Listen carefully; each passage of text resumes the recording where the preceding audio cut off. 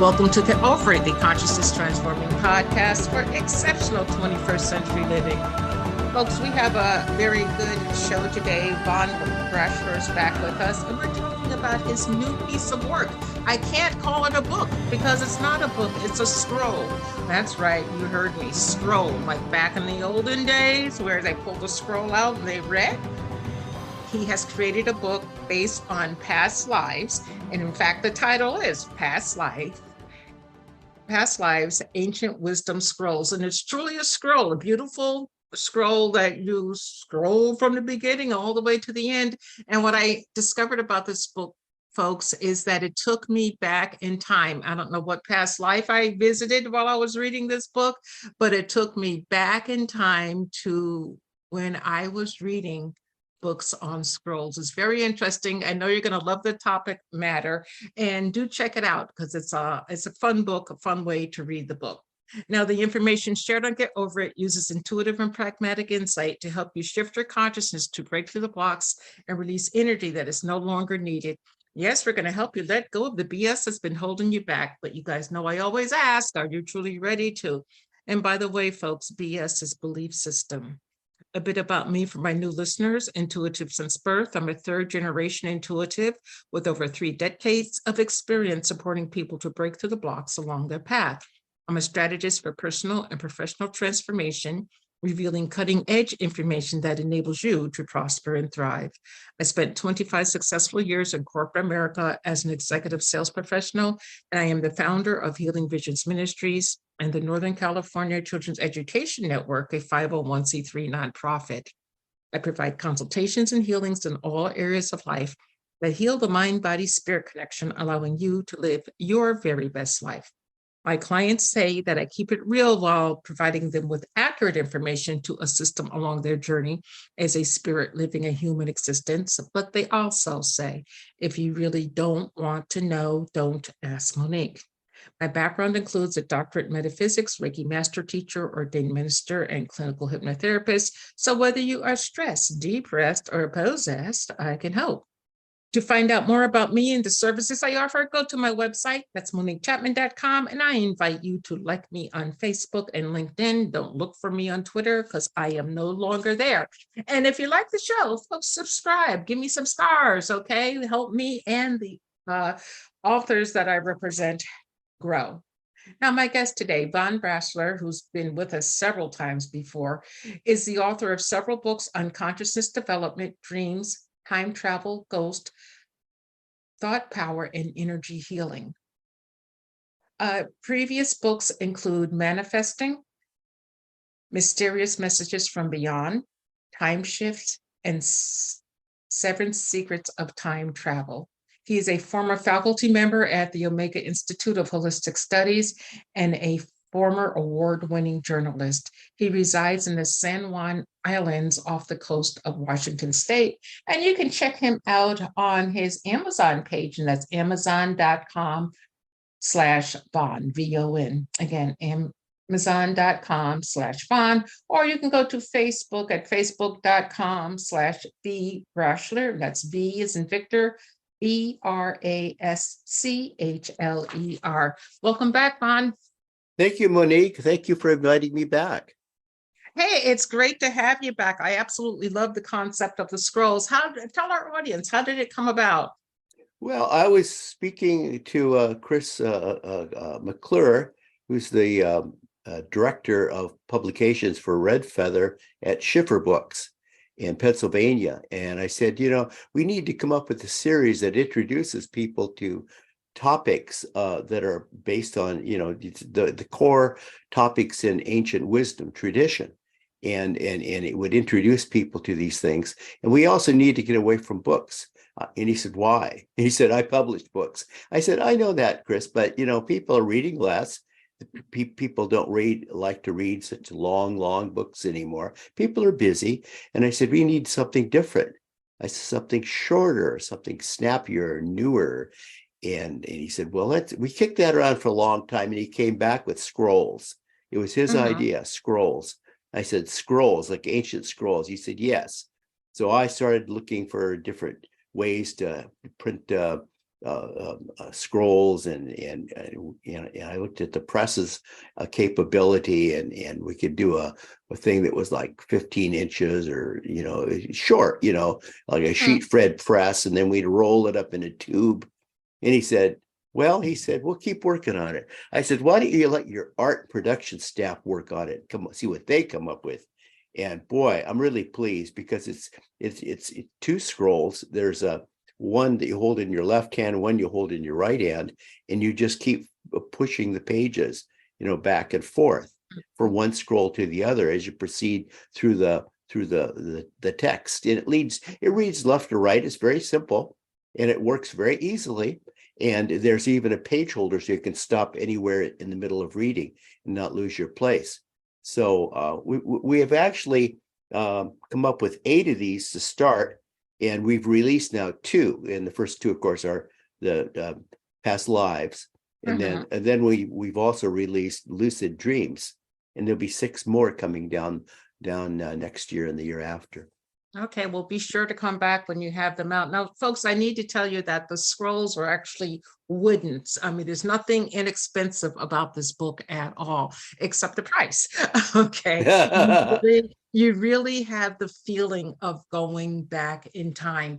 And, the first one out that I've received, Past Lives, I mean, what a joy to read about past lives as if you were back a few centuries. Is absolutely wonderful. Now, the title Past Life, it gives the connotation that, it's all about death and what happens in between deaths. But when I read your book, or your scroll, I should say, Vaughn, I got the opposite. I got that this book was definitely about the living. Tell us about that. It's about the living. So, I worked for a little bit as a volunteer in hospice in the early 80s. And, I'm very interested in this idea of conscious dying. And to practice conscious dying, a person really needs to practice conscious living. And that brought me all the way back to ancient texts like the Tibetan Book of the Dead, where they would actually practice the states of consciousness that one might go through after physical separation to go into a spirit realm. That you would go through various stages or states of consciousness, and then very much true with the Egyptian Book of the Dead, where they would actually have like a script written for each person to go with you into death. So you'd actually proceed. Now, I know that not everybody in the West believes in reincarnation. So this is not a book just about reincarnation. In fact, I look at different theories, Carl Jung's collective unconsciousness, and I look at the theories of different people, like the oneness of all, the one soul concept.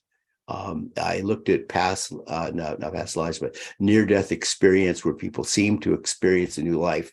I looked at how different people have thought of reincarnation as not necessarily coming back again as a person, but maybe as a crocodile, or if you're in India, you might come back as a cow.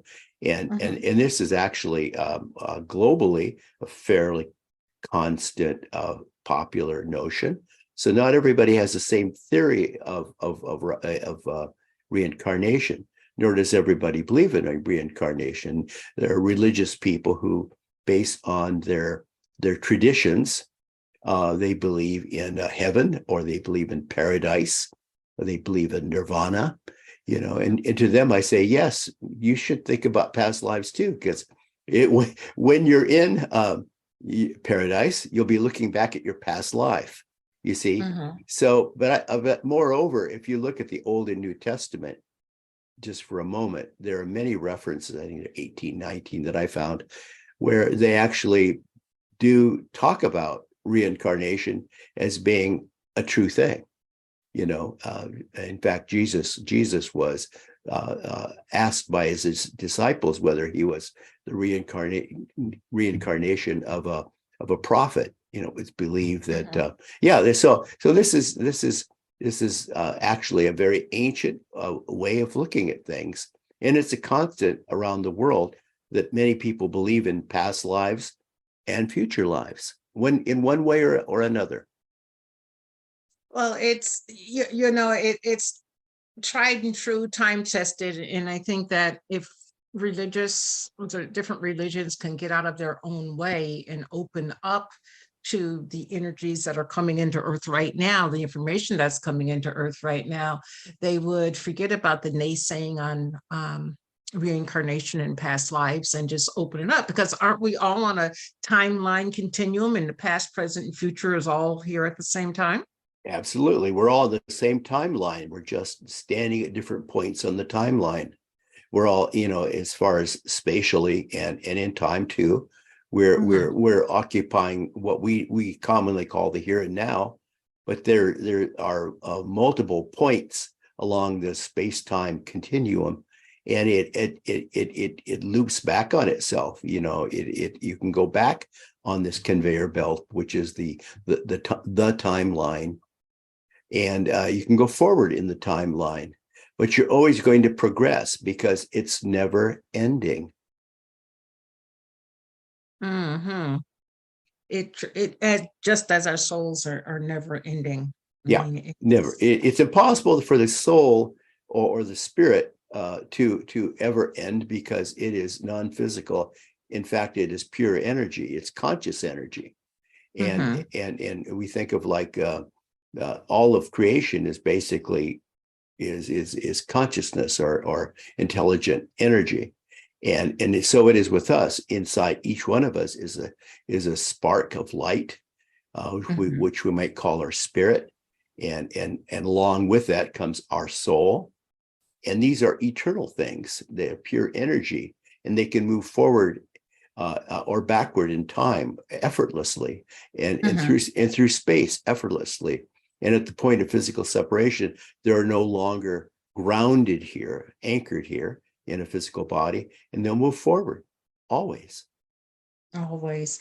Well, it's interesting because I think everybody who's over the age of 5 can remember at some point having a deja vu experience. Yeah. And sometimes I think they come through from past lives. It might be something from, this life, although I can't think of a concept right now in the forefront of my mind. But talk to us about deja vu experiences, and do you believe that they're part of past lives, or is it something that you just make up? Absolutely, and I try to cover that in past lives. I think that a lot of people have past life recall on different levels, and sometimes it'll happen like a lucid dream, or sometimes it'll happen like a daydream, and sometimes it'll happen when you least suspect it, when you're standing in front of someone and say, I know you, and the other person will say, I know you too, but I can't think of where. Now, the test of any deja vu moment is to try to search your memory bank, your physical memory bank, and see if the old brain has stored memories of something that you have to surface, and it is maybe possible that you met this person in a different time, when you were younger, or you passed them on the street, you were vacationing and you saw them drive by in a car. You might have seen them on television or the picture in a magazine or a newspaper, all these things. So if you go through all of these things honestly and cannot think of how you could possibly have ever met before, then this must be a deja vu moment, and it can only come from your inner spirit recollection of a past life, you see. So a flashback, we'll have flashbacks of past lives, but the deja vu moments are very special, because it could also be a place. You say you walk into a room, or you visit a city or a particular place, and you say, my gosh, this seems so familiar. I know my way around here. And how can that be? And you think, well, did I see it in a documentary? Was it in a movie? No, no, no. There's nothing in your physical memory bank, which honestly records all of your physical encounters, right? There's no data bank there. So it must be a remembered memory from your inner spirit, which is eternal, of course, and knows all and sees all, and it's been all of these places, and it carries forward with it these memories if you can allow them to surface. So I think a lot of people have deja vu moments with people or events or even situations. You say, I've had this whole thing happen before. And it's like, no, it's not in my physical memory banks. Therefore, it must be from a past life. Now, let me ask you a question about that, though. So you're having this deja vu moment, and say in the past, the deja vu moment, the ending wasn't optimal, it wasn't positive. Yeah. Can you change that energy now that you're having a deja vu moment again? Can you switch up the energy to something more positive? Well, this is the beauty of synchronicity and karma, isn't it? Is that in how karma works synchronistically within us. It's like the universe gives us opportunities to see the same event or situation again and again for hopes that we'll learn next time how to handle this situation. And I think, I think this is something, this is a gift of spirit, if you will, that we have this opportunity to live it again. Interesting. Now, explain to me, what is the difference between a deja vu moment and a breakthrough to a past life moment? Well, breakthrough through a past life moment happens for many people when they'll have a flashback. They'll have a past recall moment. It just comes to them. Which would be like a flashback or a type of flashback. There would be like a lucid dream where you just, my gosh, that was me. I'm not dreaming of anything in my memory bank. I'm not resurfacing any past event or any concerns about what happens next week. I didn't know anybody in this present physical life in that dream. And yet it was so vivid and I was there, but maybe I looked a little different, but I know it was me. So these are breakthrough moments, and then a lot of people, they'll try to actually induce a deeper regression into the past through regressive hypnosis or therapy. They'll induce lucid dreams, or they'll meditate on it and in this sense bring it back to themselves. This could even be done in a waking dream or a daydream. So I think the use of meditation and the use of dream work is very valuable, as is regressive therapy. Okay. Now, what if you're not dreaming and you have this bleed through to a past life? I remember being 14, our field trip for school, if you will, was to Spain, and we went down the coast of Spain and back up through the middle. And we were sitting as a group, the whole class that went was sitting in a group in the Principe PO Hotel in the lobby. And we're just, talking. All of a sudden, it went from present time to back to the Inquisition era. And everybody in the class was dressed as they were in the Inquisition era. And it blew me away. And I was in that state for about 10, 15 minutes. It was just completely unreal. And then a bit unnerving to realize I was at the Spanish Inquisition. But what do you call that when you're physically present and then the whole group of you just shifts? Yeah, a lot of people will do group regressive therapy for that reason. You can go back and live it again, and maybe this particular group shares some common experience. Maybe they don't. I think there's a pod group or a group of people that are like your soul group that goes with you life after life as your your soul family, and you might try linking dreams with them, for instance. But I think it's a wonderful experience to actually explore our past lives. And yes, they're going to be painful at times, but you need to know who you are and where you've been, and how you've progressed or haven't progressed, how you had experiences and didn't learn from those experiences. That's important. Yeah, it is, because it's part of the lessons. And I truly believe that the soul comes in to learn all experience, from being Mother Teresa, if you want to put her on the positive end, to Jeffrey Dahmer on the negative end, and everything in between. I mean, Yeah. So if you go back to the Spanish Inquisition, you say, oh my gosh, I was one of the inquisitors, or I was one of the people who were tortured, And it's Mhm. like, it's like it's important to own up to that, because Yeah, that is that you say that wasn't me, that was an earlier version of me. No, it was it you. was you. Yeah. Yeah. It was me. Yeah, it's interesting. We don't necessarily always want to own up to everything, as you just said, but it's very, very important if we're looking to learn the lessons. But right now, I want to shift gears to near-death experience. A Yeah. lot of people, say they, look for the white light. That's the Yeah. portal. A lot of people that I've worked with who didn't go to the light said that they were afraid because it was so freaking bright. So Yeah. talk to us about the white light and moving through it and past us, and give us your thoughts. Yeah. I in the medical community, they often poo-poo the so-called near-death experience, and they say, well, it's just you're dreaming, the mind continues working. It's like, you have to remember that in near death, people have physically died. There's no brain activity, there's no heart activity.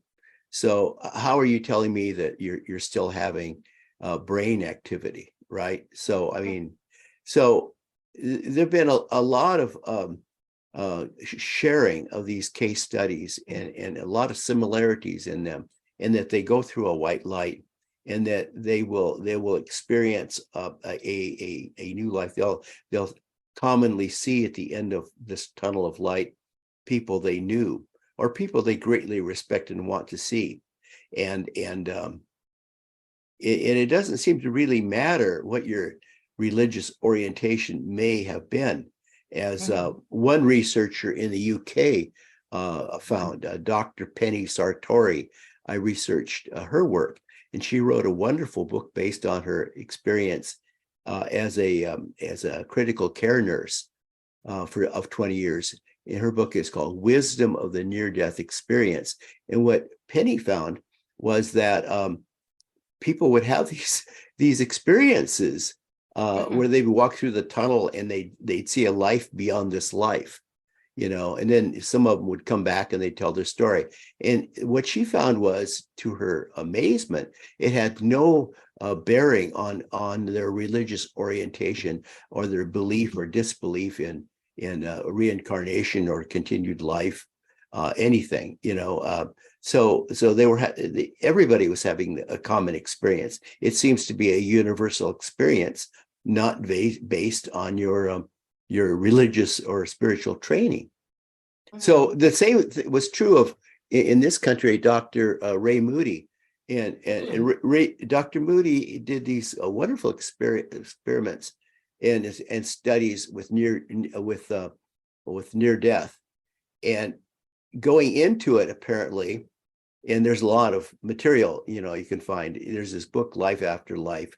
There's lots of wonderful video interviews with Ray Moody, where he talks about how he was surprised to find that he believed more and more in reincarnation the more he studied the case studies in near-death experiences, because people would report that there was a life, and they would see these people, and sometimes they'd see people that they didn't necessarily know from this physical incarnation, but they seemed to remember them from a previous incarnation.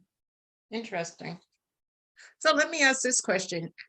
Is there a set length of time, because time doesn't exist on the other side, that the spirit stays until it's reincarnated again? And the reason I ask is this: my father passed away in 76, and my oldest son was born in 83, identical. Yeah. down to the look, the act, the way they talk, the way they walk, the way they sit. Well, So, you might come back as your own great grandfather or grandfather. It's entirely true. And to answer your question, I think that it's variable. Some people will come back quite soon, you know, mhm, and there's a lot of case studies of people that lived during World War II, and then they come back like in the 60s. It's like, whoa, that's a quick turnaround. But then there's some people that seem to only have past life memories going back hundreds of years, nothing else. So I think that the answer lies in how people will self-program their own return.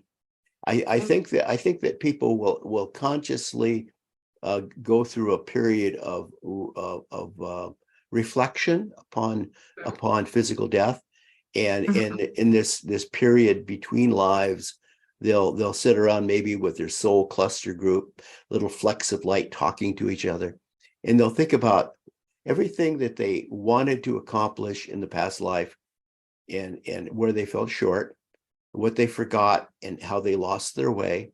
And then they'll try to plan out their next life, and they'll say, I'm going to go back again. And some people want to go back right away, and some people would say, well, I want to be really careful. And so you think of all the variables. You might want to live in a certain part of the world, or you might want to live in a certain environment. You might want to live in an area that is known for a certain kind of work that interests you.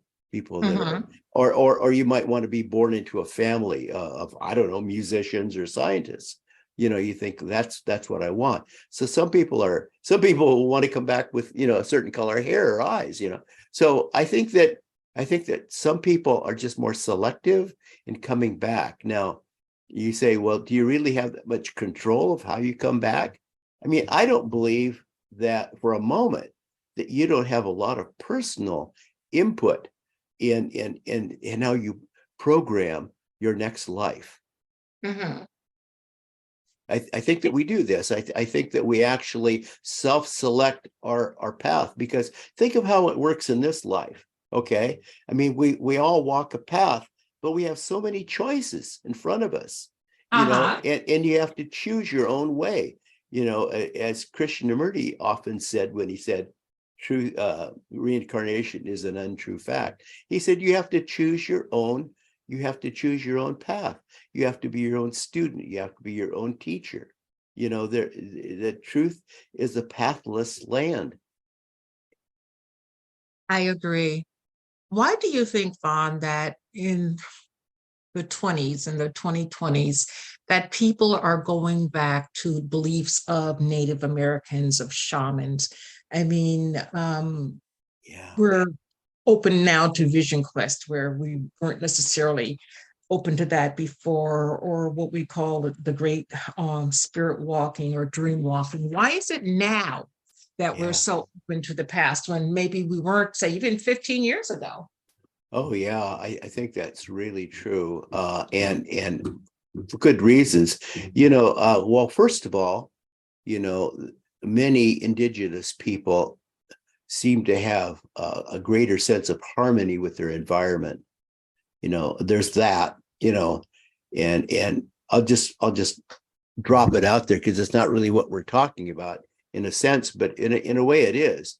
That as you walk this life path of yours, you have to be conscious of friction and conflict, but also the great need for harmony, and harmony with all life. How softly do we walk upon the earth? How do we respect our brother spirits of the sky and of the earth and of the water? Then of course there's the fact that they had such a great sense in the vision quest of being dream walkers or spirit walkers, that they could go into these deep meditations, and through wonderful use of visualization, they would go into they would seemingly leave the physical body and go in a spirit form to visit the ancestors, to go forward in time to see what life holds for for their people. They would move effortlessly through these vision quests through time and space. And it wasn't always just the shaman. I mean, we have to think, it wasn't just this one holy man that had this great ability, because it was in many tribal situations, there was a shamanic gift of doing a personal vision quest where you would discover your own life path. This is extremely important. Now, what do? We go to a high school guidance counselor and they say, well, you probably should be a carpenter. But, I mean, it's more than just what you're going to do to make a living. It's the kind of person you are and how you're going to spend your life. Yeah, what you're really training your soul to be in this lifetime in preparation for next lifetime in healing past lives. So what do you suggest to someone who's really interested in past lives? How should they go about, finding a regressionist, or is it something that they can just glean by reading books and going into the dream state? Talk to us about that. Well, there are a lot of good books you can read on the subject. You can start with Ray Moody if you want, Then there are stories of reincarnation. There's Ian Stevenson's Children Who Remember Past Lives, Tom Schroeder's Old Souls, Tom Rucker's Life Before Life by Tom Rucker. Great books. And, and the idea of soul regression, personally, and sometimes I'm asked to lead group, meditations, or I think that there's a built-in kind of problem with having someone direct your regression, and it, because the regression is in itself a sort of a meditation, in that the spirit is going to leave the body if you do it well, if you do it really well. Right. And there's the question of who's driving your soul. It should be you. And I think that every time I've participated in group meditation or even regression therapy, I always think that there's kind of a limitation to having somebody direct me. And it would be so much better if you could do it yourself. And you can do it yourself. I mean, look at the example from shamanism and the vision quests. It can be done. And you can actually program your dreams, and you can actually do your own meditations, and you can actually do your past life regression by visualizing, just as the ancients did, just as the shamans continue to do. Visualizing where you want to go, what you want to see, what you want to learn, and then, actually inducing this deep meditative state and leaving the body, and actually visiting these places, not just in your mind, but actually going to these places and being there and seeing it, not interacting, but just observing. Well, it is interesting because I did a past life regression for a celebrity, and the way I do it, I put you into, a hypnosis state, and then I ask you, what do you see? What are you wearing? Look at your feet, what's the atmosphere, all of that, to see if they're truly there. They're just giving me a bunch of bullshit. And I did this, and this particular star was very happy and engrossed with guns. Okay. Loved guns. In the past life regression, he saw himself barefoot in front of a firing squad. He wanted to have the guns in his hands this life. And he immediately said, nope, don't want to do this anymore. And I said, oh, you saw yourself in front of a firing squad? And he was a bit jolted by that, but he says, yeah. And he goes, I think I'm going to change my stance on the guns.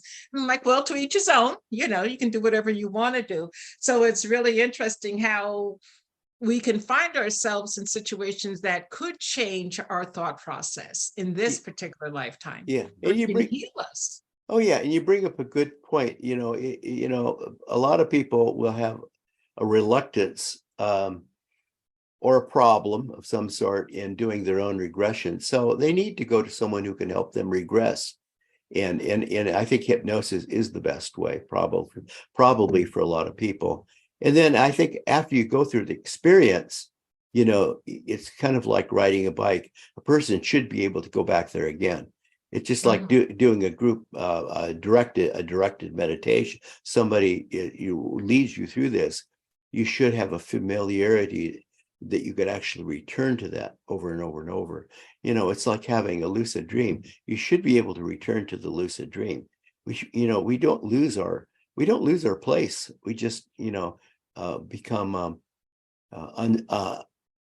unsure of ourselves, but we have to, I think, make the effort to explore, not just, finding yourself in the past, but thoroughly exploring that life, because there are things to be learned from that life. And it's a long life, and there are many parts to it. Well, it's definitely, it can be a wake-up call for anybody who's looking to progress spiritually, because it's always, I think, important to look at the lessons, especially the hard ones, because that's how our soul grows, at least Yeah, in my. it's very likely, I think, that people are going to have the same basic orientation or mission in life after life, that they're going to come here with trying to do a certain thing, and it very likely has to do with your energy, your signature of who you are, not just your soul group, Mhm. but it's going to have to do with maybe which of the seven rays energizes you, who are you, Mhm. you have a certain orientation in life, certain direction, and most people wonder what they should be doing in their life. Well, it's a really good question to ponder, but what are you going to do other than just say, gosh, I wish I knew the answer, you know and if this is such a compelling part of who you are, your destiny of your soul, then you probably should think of where you've walked the path before, and think of where you're going to be doing it again, because this probably is your defining moment, your defining signature of who you are, and discovering who we are. The ancients always said, the Greeks, know thyself. It is the most important thing we can ever know. Yes, it is. Well, let me ask you one thing before we go. What are your thoughts on using mind-altering substances to discover past lives or anything else spiritually? I know that there is some evidence that it's helpful, uh, but I don't believe in it for a moment. I don't think it's good to put anything in your body that wasn't there naturally. And I think that moreover, it's going to stimulate part of your brain. By that I mean your physical brain, your physical mind, to respond emotionally, to a situation. You're not going to get a clear picture. You're going to get an exciting trip, right? But Mhm. it's not going to be accurate. You need to go clear headed into visions of the past or the future. Because I have so many people these days who contact me and they're going, I want to try magic mushrooms because I heard that if you take, I forget what they said, I think it's 3 grams or 5 grams or something, that's the God dose, as they call it. Yeah. So you're saying that's pretty dangerous to do. Yeah, and they're researching it now seriously, the magic mushrooms. But I think, and I do believe in mushrooms. I love them sautéed. I don't like mushrooms at all. As a kid, we had mushrooms, growing wild, and I was always Ooh, afraid that might eat one and it's the wrong kind and die, number one. And then number two, I just never liked the taste when my mom cooked them. So I yeah, don't cook them myself. Well, yeah. Vaughn, we've had a great time together. What's a pearl of wisdom that you would like people to realize about past lives and also about reading a scroll? Because that's quite different. It's a deep energy. It is a deep energy. And what I've tried to do in the Wisdom Scroll series is to condense the ancient wisdom tradition, and it includes some of the new thought, and it includes a lot of the ancient thought, and it is cross-cultural, and it's throughout time. It gives you like a picture, a quick picture of what people have thought on these important questions.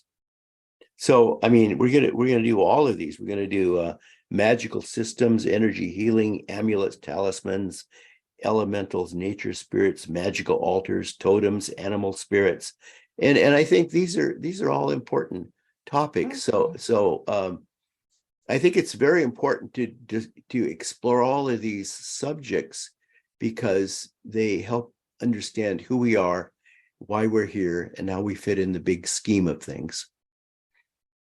Yes, it does. And folks, if you're on your path, and everybody's path is different, and sometimes you take 10 steps forward and 42 steps backwards, but just get up and do it again. You find your way if you're not willing to give up on yourself. Exactly. Yeah. Okay. Well, Vaughn, thanks so much for being with me today. And I know the audience appreciates you also. You've been a staple in the show, and you always bring power-packed information. I greatly appreciate it. Thank you, Monique, and thank you for your show. Well, you're welcome.